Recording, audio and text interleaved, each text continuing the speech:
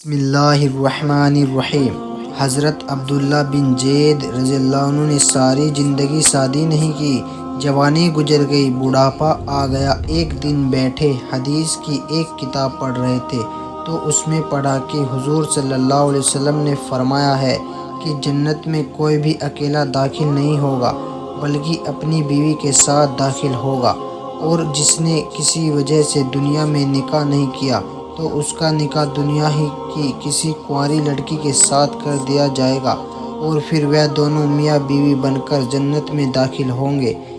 جب یہ حدیث پڑھی تو دل میں خیال آیا کہ دنیا میں تو میں نے نکاح نہیں کیا ہے، لیکن جنت میں میرا نکاح کر دیا جائے گا تو پھر آخر وہاں میری بیوی کون ہوگی؟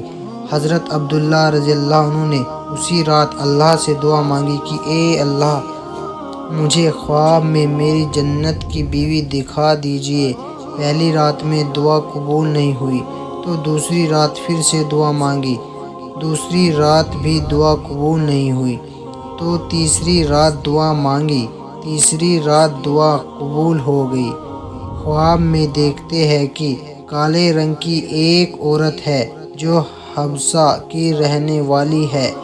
وہ کہہ رہی ہے کہ اے عبداللہ، میرا نام میمونہ ولید ہے، میں بصرہ میں رہتی ہوں اور میں ہی جنت میں تمہاری بیوی بنوں گی۔ حضرت عبداللہ کی جب آنکھ کھلی تو تہجد کا وقت ہو رہا تھا۔ اٹھے اور وضو کر کے تہجد کی نماز پڑھی، اور پھر تھوڑی دیر کے بعد فجر کی نماز پڑھ کر اپنا اونٹ لیا اور بصرہ کی طرف چل دیے۔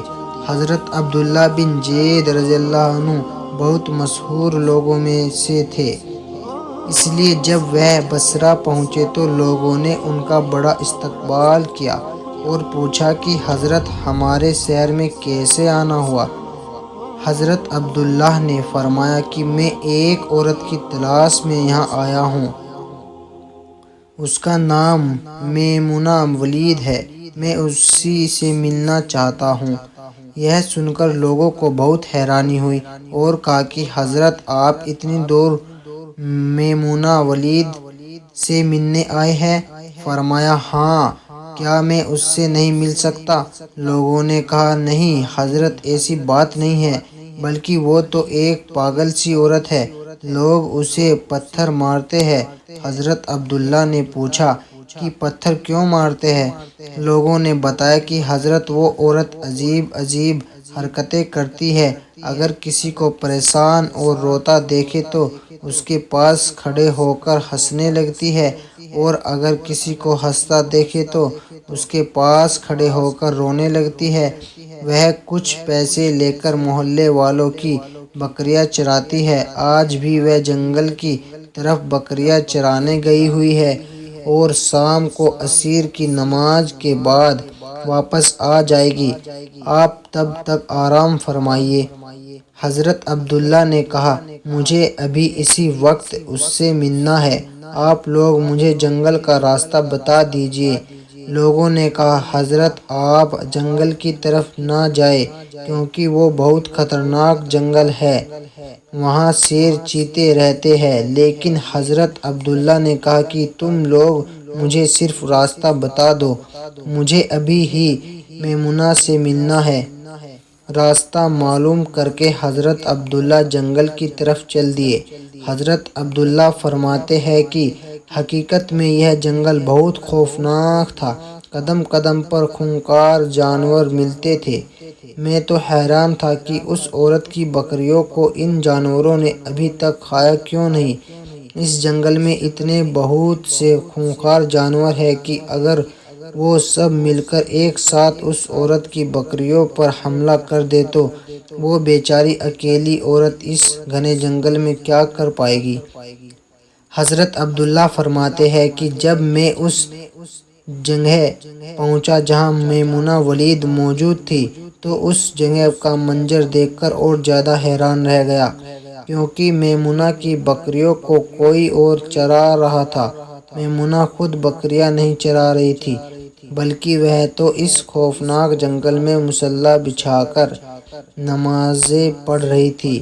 میں یہ منظر دیکھ کر حیران رہ گیا کہ آخر ان بکریوں کو پھر کون چرا رہا ہے، کیونکہ بکریاں ابھی ایک جنگل پر نہیں رکتی، وہ کبھی ادھر بھاگتی ہے اور کبھی ادھر بھاگتی ہے۔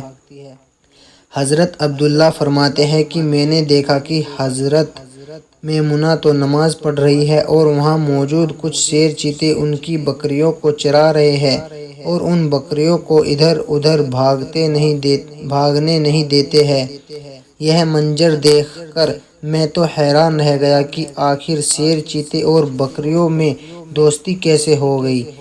شیر چیتے تو بکریوں کو دیکھتے ہی چیر پھاڑ کر کھا جاتے ہیں، لیکن آج یہاں کا منظر تو بالکل الگ تھا۔ اتنی دیر میں حضرت میمونہ نے نماز سے سلام پھیرا اور میری طرف دیکھتے ہوئے کہا، اے عبداللہ، ہمارا وعدہ تو جنت میں ملنے کا تھا، تم یہاں دنیا میں مجھ سے کیسے ملنے آ گئے؟ حضرت عبداللہ فرماتے ہیں، یہ سن کر مجھے اور زیادہ تعجب ہوا کہ میمونہ کے ساتھ میری یہ پہلی ملاقات تھی، تو آخر اسے میرا نام کیسے معلوم ہو گیا؟ میں نے حضرت میمونہ سے پوچھا کہ آخر تمہیں میرا نام کیسے معلوم ہوا؟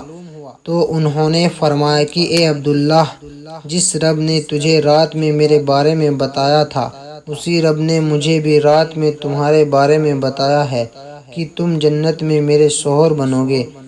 پھر میں نے حضرت میمونہ سے پوچھا کہ آخر یہ تو بتاؤ کہ ان شیر چیتے اور بکریوں میں دوستی کیسے ہو گئی؟ شیر چیتے تو بکریوں کے بہت بڑے دشمن ہوتے ہیں اور انہیں دیکھتے ہی چیر پھاڑ کر کھا جاتے ہیں، لیکن یہاں کا منظر تو بالکل الگ ہے کہ یہ شیر چیتے ہی ان بکریوں کے رکھوالے بنے ہوئے ہیں۔ حضرت میمونہ نے فرمایا، اے عبداللہ، جب سے میں نے اپنے اللہ سے دوستی بنا لی ہے، تب سے ان شیر چیتے نے بھی میری بکریوں سے دوستی بنا لی ہے اور اب یہ میری بکریوں کو کوئی نقصان نہیں پہنچاتے ہیں۔